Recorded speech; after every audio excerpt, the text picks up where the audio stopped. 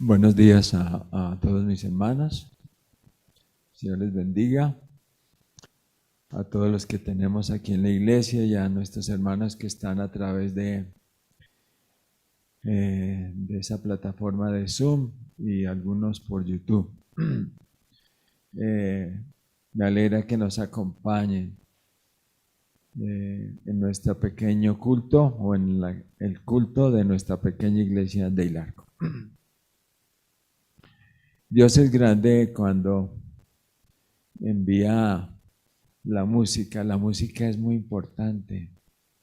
La música fue diseñada en el cielo para alabanza del Señor. Y yo me imagino que un culto lindo sería una oración al inicio, así el piano, que es tan importante, y en este caso los violines, otros instrumentos, y cantar. ¿Les parece himnos? Y orar, y terminar. Lindo. Y hoy yo estoy confundido con lo que voy a comentarles, así es que yo le agradezco al Señor que haya mandado la música para que nos alimente esta mañana. Y nos la mandó también con la historia de los niños, que fíjese cómo se conecta Miranda con el himno, y entonces entiende el mensaje. Y qué bueno que aprendamos. ¿Qué le parece, Danita? Que hayamos aprendido esta mañana que si construimos nuestra vida, nuestra iglesia sobre Cristo, sobre la roca, sobre la palabra, pues eso es todo lo que necesitamos saber. Eso es todo lo que necesitamos saber. Hace unos días estaba leyendo el libro de Hebreos. El pastor Waco nos mandó a leer Hebreos y entonces estaba enviando. Y cuando pasamos por el capítulo 2, ustedes saben que, bueno, tenemos la revelación del Espíritu de Profecía que nos dice que el libro de Hebreos fue escrito por el apóstol Pablo, aunque hay muchos eruditos que no lo reconocen así. Pero en esa carta de Pablo a los Hebreos, encontramos en los dos primeros capítulos la exposición más clara, más contundente sobre la naturaleza de Jesús. En el primer capítulo se nos da, quizás es la explicación más contundente sobre la divinidad de Jesús. Y el capítulo 2 nos habla, quizás también sea la forma más clara explicada en la Biblia sobre la humanidad, la naturaleza humana de Jesús. Y el comentario de dos de esos versículos me conmovió. Cuando uno es expuesto al amor del Señor, pues se conmueve. Y dije, pues tenemos que hablar de eso, en la iglesia. La hermana Hoy dice que deberíamos dedicar diariamente tiempo para contemplar los últimos episodios de la vida de Jesús. Y estos versículos de los cuales quiero compartir el comentario, de los versículos 9 y 10 de Hebreos 2, pues hablan sobre esos últimos episodios de la vida de Jesús. Y vamos a leer esos versículos. Hebreos capítulo 2, versículos 9 y 10. Quizás como antecedente a este versículo debo decir que en el primer capítulo, cuando habla de la divinidad de Jesús, hermana Marta, bienvenida. Siento feliz de que esté acá. Me siento feliz de que el Señor contesta las oraciones, porque hemos orado por usted. Yes, amén. Es Él, es el Señor quien la trajo. En el primer capítulo, cuando se refiere a Jesús como Dios, dice que Jesús es superior a los ángeles. Y cuando va a hablar de la humanidad de Jesús, en los versículos después del 5 del capítulo 2, nos habla de los hombres y dice que los hombres fueron hechos un poco menores que los ángeles. Pero ahora va a hablar de Jesús en su humanidad y dice, pero vemos a aquel que fue hecho un poco menor que los ángeles. O sea, como exactamente Jesús, un hombre, totalmente hombre, como tú y como yo. Bueno, ustedes saben, aquí me entienden, en español siempre fue así. Cuando hablamos de hombre estamos hablando como en la Biblia, varón y hembra. Fue hecho, dice Jesús, dice, aquel que fue hecho un poco menor que los ángeles. Lo vemos a Jesús, coronado de gloria y de honra, a causa de los padecimientos de la muerte. Es honrado por el cielo a causa de sus padecimientos de la muerte, para que por la gracia de Dios, es por la gracia de Dios, Jesús gustase la muerte por nosotros. ¿Qué dice? Por todos nosotros, por todos los pecadores. Pero mirándolo bien en este momento, realmente murió por todos en el universo, porque su muerte, ese plan de salvación, todo lo que hizo Jesús y su muerte en la cruz garantiza para siempre la felicidad de todos los seres del universo, porque no más pecado. Amén. Y dice el versículo 10, porque convenía a aquel que por cuya causa son todas las cosas, convenía a Dios, y por quien todas las cosas subsisten, que habiendo de llevar muchos hijos a la gloria, perfeccionase por aflicciones al autor de la salvación de ellos. Aquí está hablando de que por la felicidad, para poder llevar a la gloria a muchos, tenía que sacrificar a uno, a su hijo.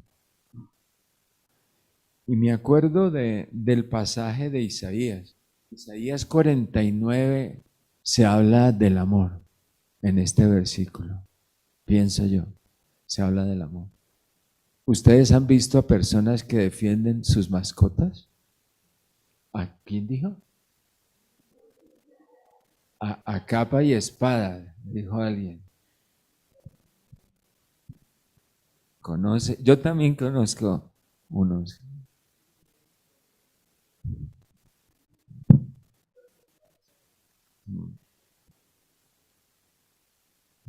¿Cierto? Sí, me acuerdo muy, muy claro una vez en un noticiero, pasaron aquí en Colombia, que a alguien, un muchacho, no sé, se le ocurrió patear un perro, creo. ¿No se acuerdan? Lo que yo vi fue la televisión mostrando una casa como de 2 pisos, mostrando hacia arriba, y era mucha gente. Venían a linchar a ese señor, a ese muchacho que se había atrevido a pegarle a un perro. Y yo no quiero criticar eso, se desarrolla amor. El Señor nos dejó los animales y con propósitos. Hermano Aguas es, ¿no? José Manuel. Con propósitos de salud, de felicidad del ser humano. Equilibra la mente, la actitud, el relacionarse con los animales. Ese amor de los animales, de los perritos. Es extraordinario. Y claro, no protestan. Son tan abnegados, ¿no? Pero aquí se habla de otro amor en el versículo 15. Dice, ¿se olvidará la mujer de lo que dio a luz para dejar de compadecerse del hijo de su vientre? Aquí hay mamás, ¿verdad? La hermana Marta nos habló de que le tocó quedarse sola. Incluso tuvo que ponerse a trabajar el sábado porque tenía que levantar a su hijita, ¿verdad? ¿Se olvidará la mujer de lo que dio a luz para dejar de compadecerse del hijo de su vientre? ¿Eso es posible? Seguro que ha pasado, probablemente. Pero yo creo que aunque algunas hayan pasado episodios, incluso que hayan regalado a sus hijos, sigue en su corazón ese amor que duele, y si tuvieran la oportunidad volverían con sus hijos. Eso es inolvidable. Eso es imposible.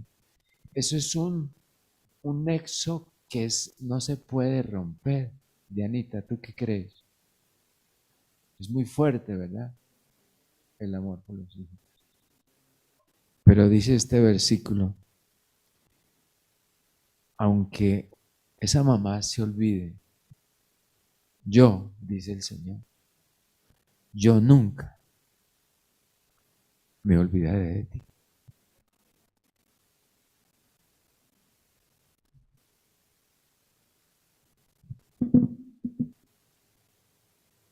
Y se ve que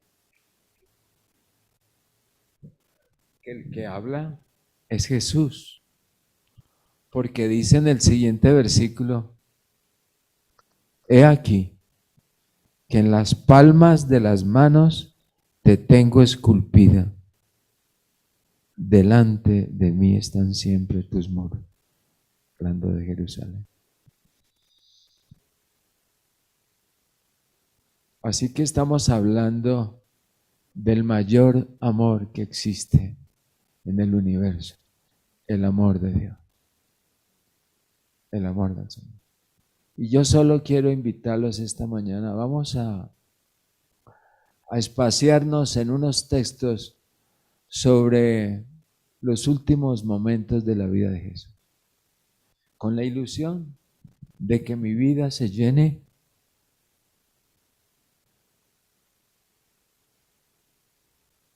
de respeto y amor por el Señor. Porque salte a nuestra vista el horror de la malignidad del pecado.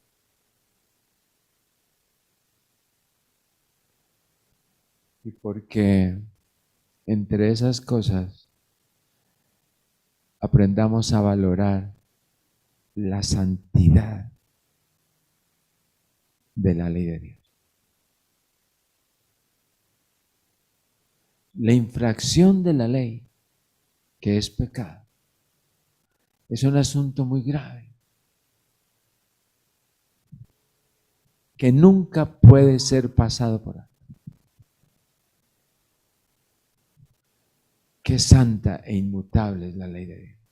Es el fundamento del gobierno del Señor, del gobierno del universo. Dios tenía previsto eso antes de crear a sus criaturas y diseñó un plan de amor, un plan tan grande basado en un amor tan supremo,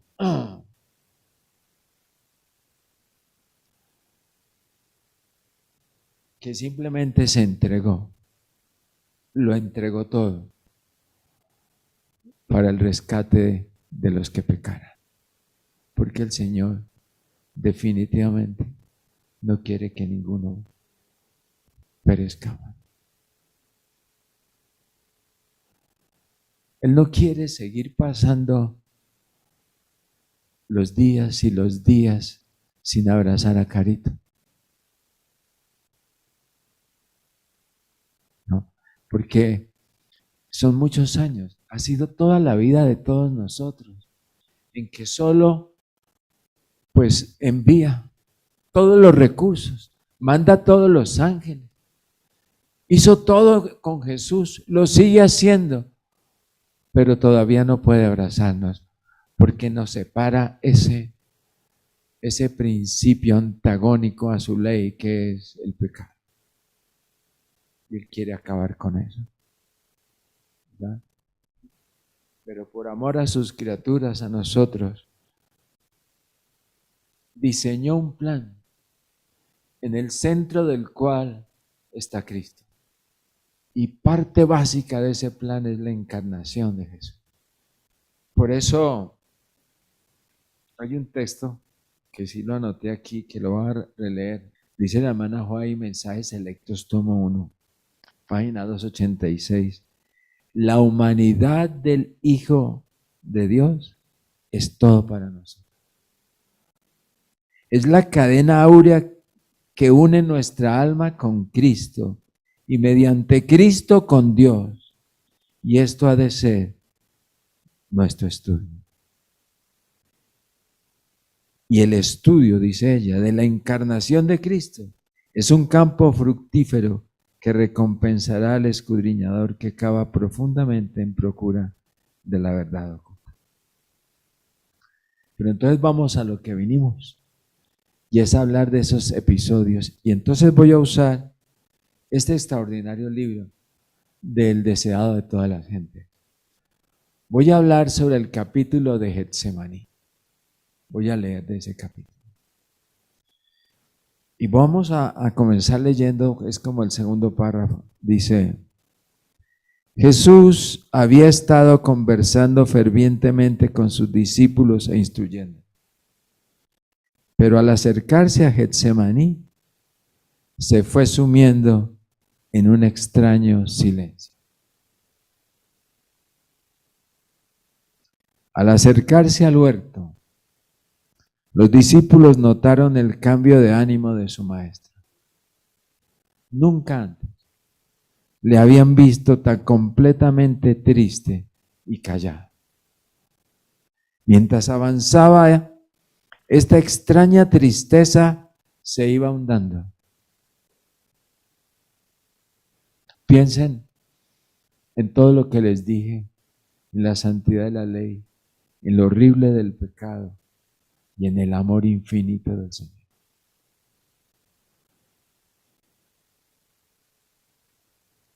Mientras avanzaba, esta extraña tristeza se iba ahondando, pero no se atrevían a interrogarle acerca de la causa. Iban los discípulos con él. Su cuerpo se tambaleaba, como si estuviese por caer. Jesús, que sepamos, no estuvo enfermo, ¿verdad? Además era fiel a las leyes de la salud. Al llegar al huerto, los discípulos buscaron ansiosamente el lugar donde solía retraerse, para que su maestro pudiese descansar. Cada paso a Jesús le costaba un penoso esfuerzo. Dejaba oír gemidos, como si le agobiase una terrible carga. 2 veces le sostuvieron sus compañeros, pues sin ellos habría caído al suelo. Recuerdan que les dijo: quedaos aquí y velad conmigo. Fue a corta distancia. no tan lejos que no pudiesen verle ni oírle, y cayó postrado al suelo.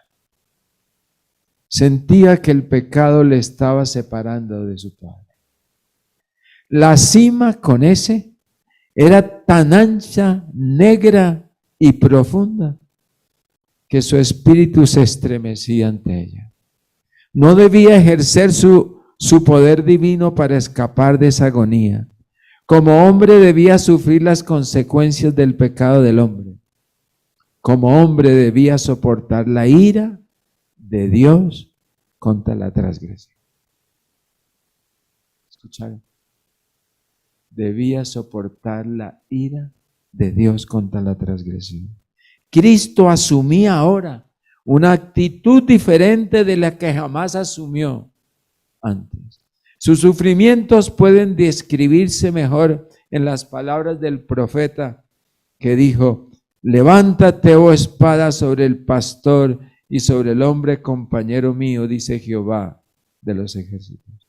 Como sustituto y garante del hombre pecaminoso, Cristo estaba sufriendo bajo la justicia divina.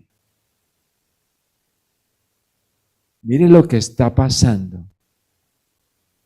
Cristo nunca pecó, pero ahora el Padre deposita sobre él el pecado de toda la humanidad, incluido su pecado y el mío. Y eso es lo que está produciendo él, esa agonía, porque nunca estuvo separado del Padre, pero ahora sentía que el pecado le estaba separando de su Padre. Como sustituto y garante del hombre pecaminoso, Cristo estaba sufriendo bajo la justicia divina. Veía lo que significaba la justicia.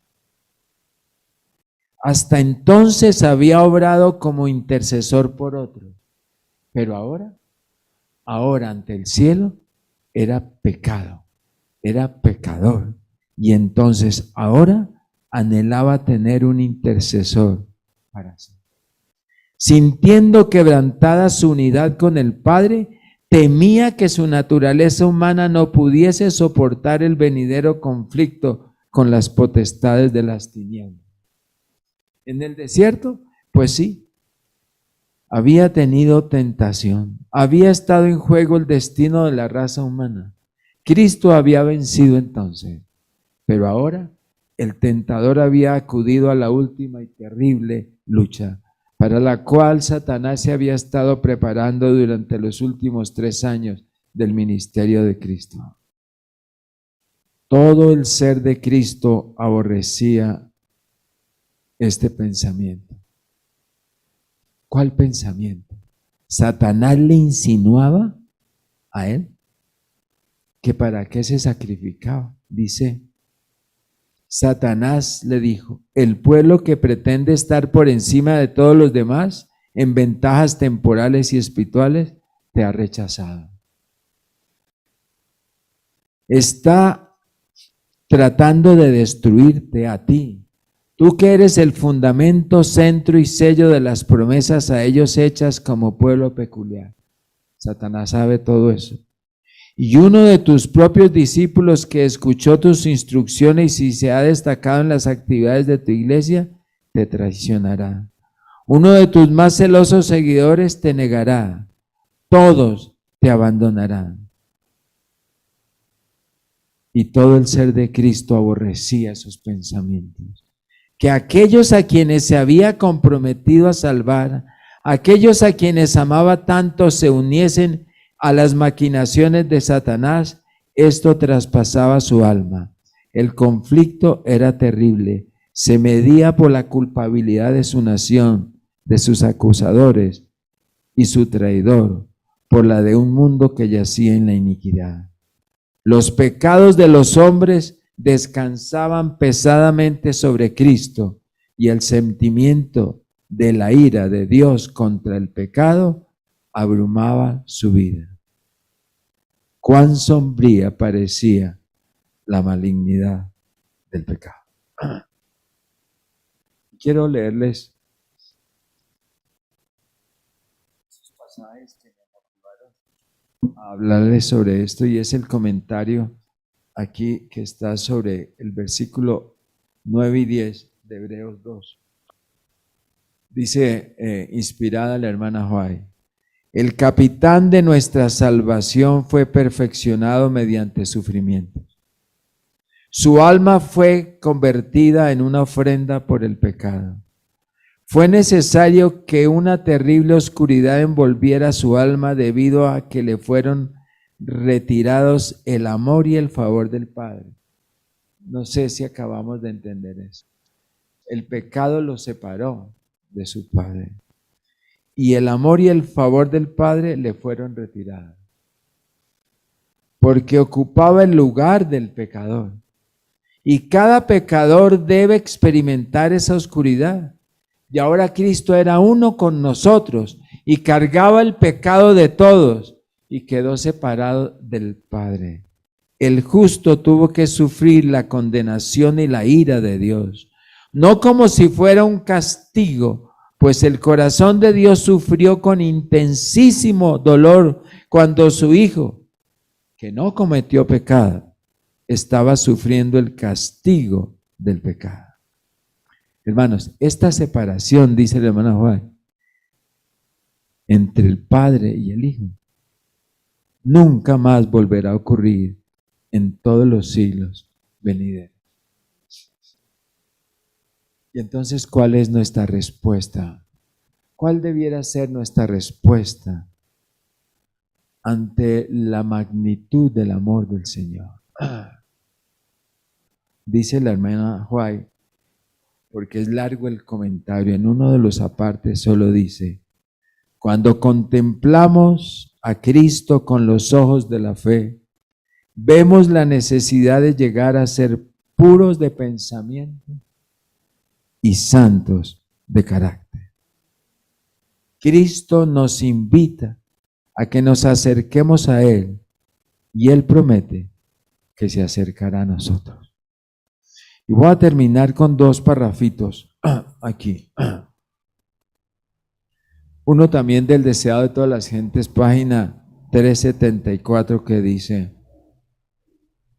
quizás debería recordar el pasaje de Génesis 3:15, que es una promesa, que el Señor pondrá enemistad entre Satanás y pues específicamente, y la simiente de Satanás y la iglesia, y la simiente de la mujer, que específicamente es Cristo, pero que esa enemistad es también, si queremos, nuestra hacia el pecado. El Señor quiere poner eso en nosotros.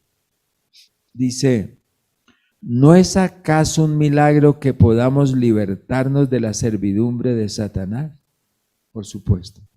La enemistad contra Satanás, la enemistad de Clarita y Jenny contra Satanás no es natural, ni la mía. Eso sí existe.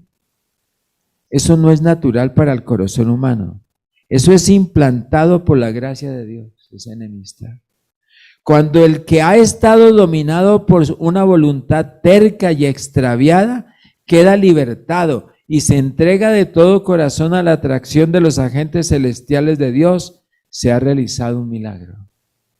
Así también ocurre cuando un hombre que ha estado bajo un engaño poderoso llega a comprender la verdad moral. Cada vez que un alma se convierte y aprende a amar a Dios y a guardar sus mandamientos, se cumple entonces la promesa que es para ti y para mí: yo os daré un corazón nuevo y pondré espíritu nuevo dentro de vosotros. El cambio verificado en los corazones humanos, la transformación del carácter humano, es un milagro que revela a un Salvador que vive eternamente y obra para rescatar a las almas. Una vida consecuente en Cristo es un gran milagro. Termino con este parrafito de Joyas de los Testimonios, tomo 1, página 591, que dice: hermanos, el Señor nos ha elegido y nos ha hecho objetos de su misericordia maravillosa. ¿Nos dejaremos hechizar por las charlas de los apóstatas?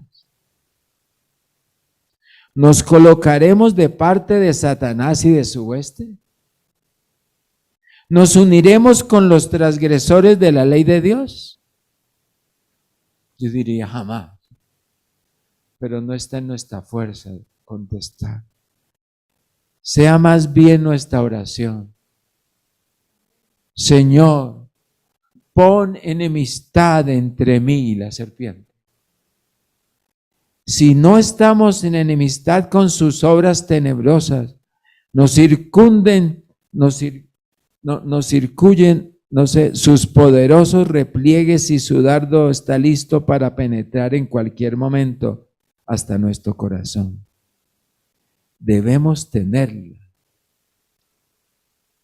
a la serpiente por enemigo mortal, a Satanás, odiar el pecado. Debemos oponernos a ella en nombre de Cristo. Nuestra obra es seguir adelante. Debemos defender cada pulgada del terreno, mis hermanos. Que todos los que llevan el nombre de Cristo se revistan de la armadura de Jesucristo. Amén. Que Dios nos ayude. Que aprendamos a amarlo más cada vez, a respetar su santa ley y a odiar el pecado. Que había escogido Tentado no cedas como himno de terminar, porque debemos apartarnos del pecado. Pero el último himno de la escuela sabática es Cómo agradecer, que es el himno 372. Si lo podemos cantar, porque yo creo que lo que tenemos que exaltar es el amor del Señor. De rodillas, ¿verdad? Démosle gracias al Señor. Eterno Padre, con todo nuestro corazón quebrantado, humillado y cargado también con nuestros pecados, queremos honrar tu nombre, expresar nuestra gratitud, nuestra alabanza por tu grandeza, por tu infinito amor, porque lo hiciste todo por nosotros. Gracias al Padre. Gracias a nuestro Señor, el Espíritu Santo, que está obrando permanentemente en nuestra vida para que sea una realidad la salvación alcanzada por Jesús. Gracias por Jesús, nuestro Salvador. Gracias por su vida, por su muerte, por su ministerio de expiación en el santuario. Queremos exponernos, decirte, Padre, aceptamos la salvación. Gracias por lo que has hecho. No nos sueltes, Señor, porque nosotros nos soltamos cada rato. Fortalece nuestras manos, sobre todo nuestra fe en ti, para que sea cierta la salvación que nos regalas. Yo clamo a ti para que bendigas a cada uno de los hermanos que están unidos en este culto, los hermanos en Zoom, en YouTube, los que nos acompañan aquí en la iglesia. Bendice a cada uno, sé propicio a su necesidad. Cada uno tiene su dolor y su angustia. Gracias porque tú eres nuestro amigo. Gracias porque tú eres nuestro hermano. Gracias por el ministerio de tus santos ángeles. Gracias por el ministerio extraordinario, inigualable de nuestro Señor el Espíritu Santo. Gracias por salvarnos. Ven pronto, Señor. Danos valor para esperar hasta el final. Nos atrevemos a hablarte y a pedirte todo esto porque confiamos en los méritos de Jesús. Amén.